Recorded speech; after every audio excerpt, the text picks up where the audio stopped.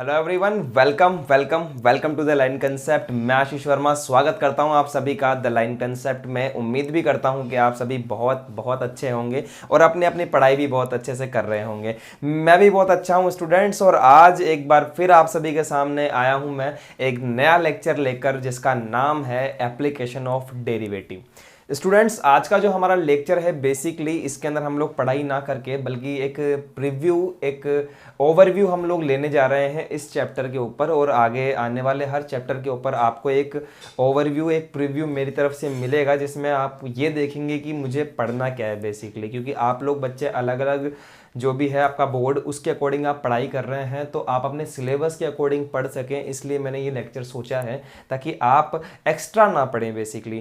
क्योंकि आपके पास में PCM 3 सब्जेक्ट होते हैं, और अगर कॉमर्स वाले बच्चे मुझे देख रहे हैं तो आपके पास भी भैया थोड़ा सा बर्डन तो होता ही है। तो मैं वही बताना चाह रहा हूँ कि सबके पास में भैया अपने अपने कैपेसिटी के अकॉर्डिंग बर्डन होता है, अपने अपने सब्जेक्ट वाइज उनके पास में बर्डन होता है। तो मेरा ये मकसद है कि इस लेक्चर के माध्यम से मैं आपको बता सकूँ कि आपको कितना पढ़ना है। ठीक है एवरीवन, तो आज बात करेंगे स्टूडेंट्स हम लोग CBSE और RBSE के बच्चों के बारे में। और इसके अलावा भी कोई भी बोर्ड अगर है, जो बच्चा मुझे देख रहा है और चाहता है कि हम स्टडी करें मैथ्स की, तो स्टूडेंट्स मैं बता देता हूं आपको कि हम लोग क्या पढ़ने वाले हैं। बेसिकली हम लोग एप्लीकेशन ऑफ डेरिवेटिव्स पढ़ने वाले हैं इस लेक्चर सीरीज में। एप्लीकेशन ऑफ डेरिवेटिव्स, और हिंदी में इसे हम लोग कहते हैं अवकलन के अनुप्रयोग।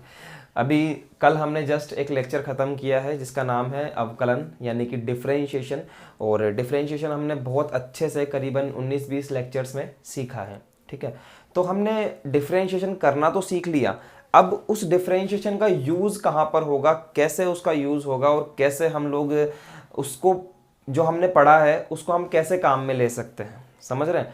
तो वो हम इस वाले चैप्टर में देखने वाले हैं। इस चैप्टर के अंदर हम लोग कुछ टॉपिक्स देखेंगे और उन टॉपिक्स के माध्यम से समझेंगे कि कहाँ कहाँ पर हमारा डिफरेंशिएशन यूज़ होता है। ठीक है, तो चलिए फिर बिना कोई टाइम वेस्ट किए स्टार्ट करते हैं एवरीवन।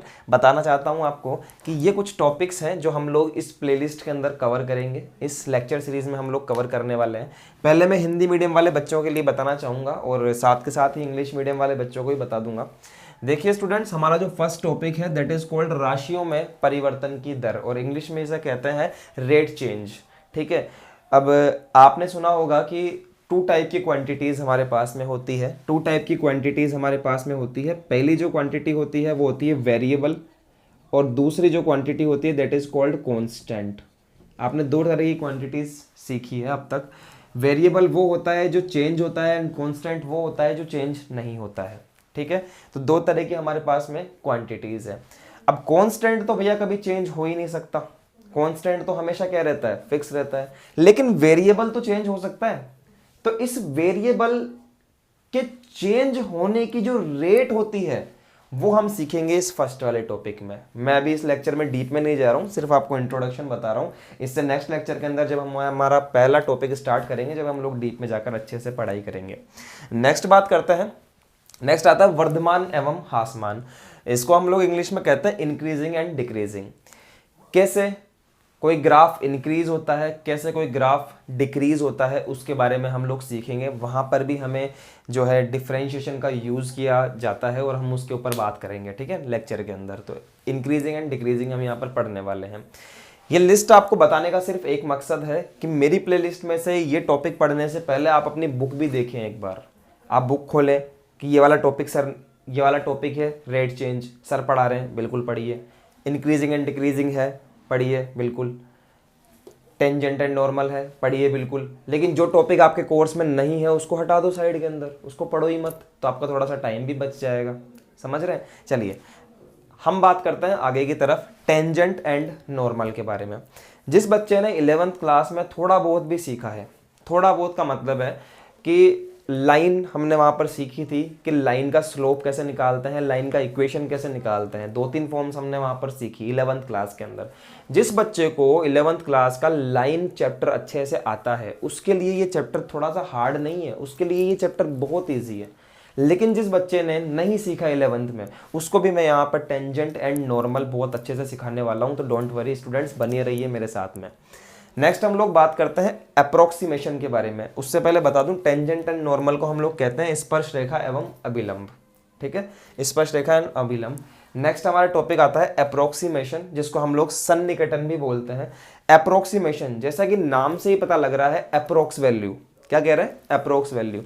इसका मैं आपको बता देता हूँ हम क्या पढ़ेंगे इसके अंदर, कि जैसे स्टूडेंट्स हमारे पास में कोई सपोज वैल्यू आ जाती है, हम किसी क्वेश्चन को सॉल्व कर रहे हैं और हमारे पास में वैल्यू आ गया 2.91, एंड जैसे ही आपने आंसर देखा और आपको आंसर में पता लगा कि आपका आंसर आ रहा है 2.92, तो आंसर में 0.1 का डिफरेंस है, तो हम क्या लिख देते हैं वहां पर, हम वहां लिख देते हैं अप्रोक्स, यानी कि हम वैल्यूज को अप्रोक्सीमेटली सेम मान लेते हैं कि दोनों वैल्यूज क्या है, सेम है, हम ये मान लेते हैं।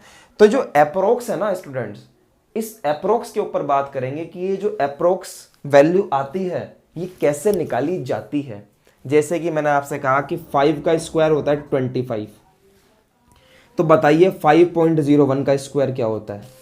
तो इसको निकालने में भी डिफरेंशिएशन का यूज होता है। हालांकि इस 5.01 का जो वैल्यू आएगा वो अप्रोक्स 25 के अप्रोक्स ही होगा, ठीक है, बट निकाला कैसे जाता है उसके ऊपर भी हम लोग बात करेंगे अप्रोक्सीमेशन में, जहां पर यूज होता है हमारा डिफरेंशिएशन। समझ रहे हैं बात को। And the last topic is maxima and minima. जैसा कि आप समझ पा रहे हैं नाम से ही, मैक्सिमा एंड मिनिमा। मैक्सिमा का मतलब ऊपर, मैं ऊपर कह सकता हूं, या फिर कुछ बच्चे कहते हैं कि बड़ा, बहुत सारा, तो वो तो खैर हम जब बात करेंगे तब ग्राफ के साथ ही समझेंगे। And the last topic is maxima and minima, और इसको हिंदी में हम लोग कहते हैं उच्चतम एवं निम्नतम।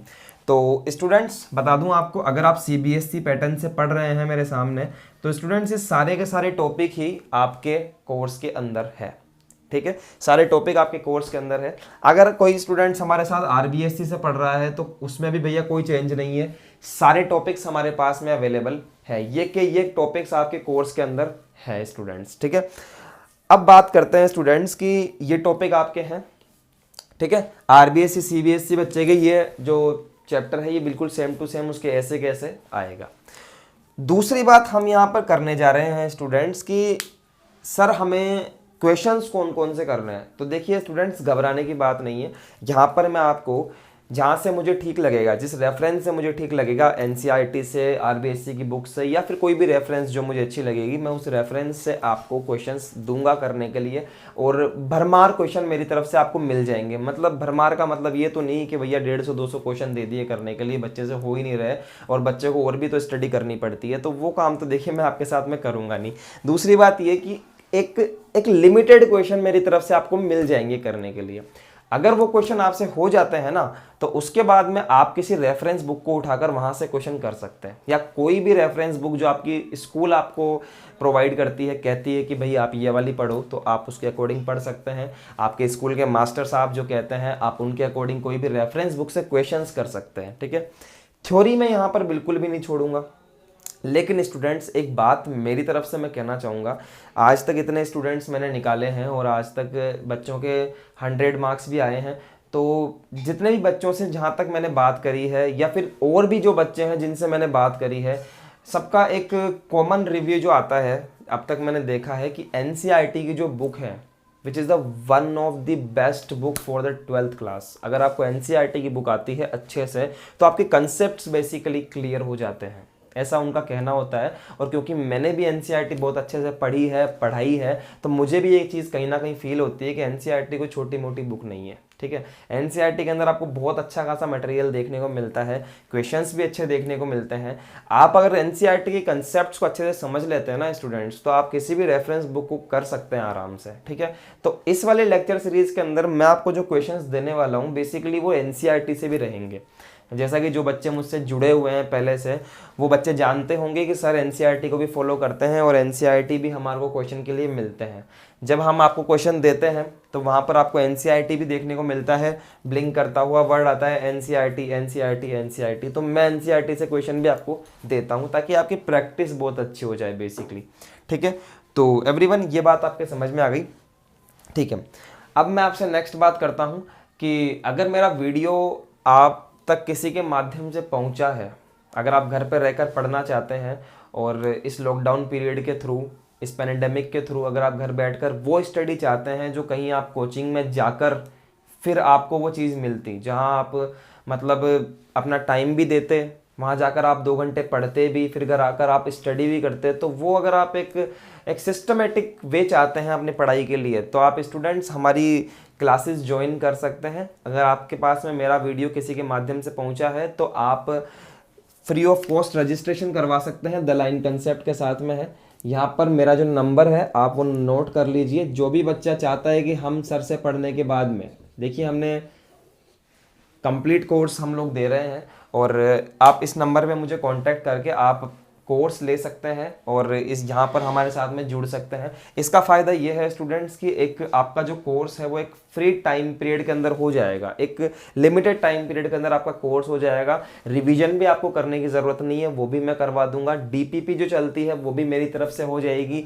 एंड स्टूडेंट सबसे मेन एंड मोस्ट इंपॉर्टेंट बात कि आप मुझसे पढ़ने के बाद में आप मुझसे पर्सनली टच में रह सकते हैं किसी भी तरह के डाउट के लिए। तो जो बच्चे मुझे देख रहे हैं वो नंबर पे कांटेक्ट करके अपना रजिस्ट्रेशन करवाएं, ताकि मैं आपसे पर्सनली जुड़ सकूं, मैं आपसे पर्सनली बात कर सकूं और आपके डाउट्स का क्लियरिफिकेशन मैं आपको दे सकूं। ठीक है, तो एवरीवन ये हमारा एक छोटा सा ओवरव्यू था आज इस टॉपिक के लिए। चैनल पे नए आए हैं तो वीडियो को लाइक करके जाइएगा, और सब्सक्राइब नहीं किया हो तो सब्सक्राइब जरूर करके जाइएगा स्टूडेंट्स, ताकि आपको कोई नया अपडेट मेरी तरफ से मिले तो ज़रूर वो आप ले सकें। दूसरी बात ये कि चलिए फिर बाकी बातें तो फिर नेक्स्ट लेक्चर में होती रहेगी हमारे साथ में, और अब हम आपसे नेक्स्ट लेक्चर में मिलेंगे तो स्टार्ट करेंगे हमारा पहला टॉपिक मैक्सिमा एंड मिनिमा का rate change, which is a very हाँ एक बात और मैं आपसे कहना भूल गया कि ये जो चैप्टर है बेसिकली बहुत ही अच्छा चैप्टर है, कंसेप्चुअल चैप्टर है। ठीक है, इसको बेसिक से मैं आपको समझाने की कोशिश करूंगा, बिल्कुल जीरो नॉलेज से, है ना, और जीरो से भी नीचे कुछ होगा तो वहां से भी समझाऊंगा आपको, जहां से मैं मतलब स्टार्ट करके आपको समझा सकता हूं। तो पूरी तरह से इस चैप्टर को समझने की कोशिश करेंगे। ये चैप्टर बहुत ही इंपॉर्टेंट है स्टूडेंट्स। यहां से अगर छोटा सा क्वेश्चन भी आता है ना, छोटा सा मतलब 1 मार्क्स का क्वेश्चन भी अगर आएगा तो वो भी आपसे कुछ ना कुछ मांगेगा, वो फ्री नहीं देगा 1 नंबर। ठीक है, वो भी आपसे थोड़ा सा कंसेप्ट तो मांगेगा वहां पर, और इससे बड़े क्वेश्चन भी बनते हैं और बड़े अच्छे क्वेश्चन बनते हैं।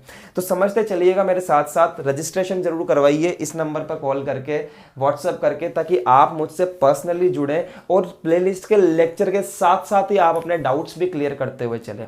ठीक है स्टूडेंट्स, तो मिलते हैं आपसे नेक्स्ट लेक्चर में। स्टार्ट करेंगे हमारा टॉपिक। आज के लिए ऑल द बेस्ट एवरीवन।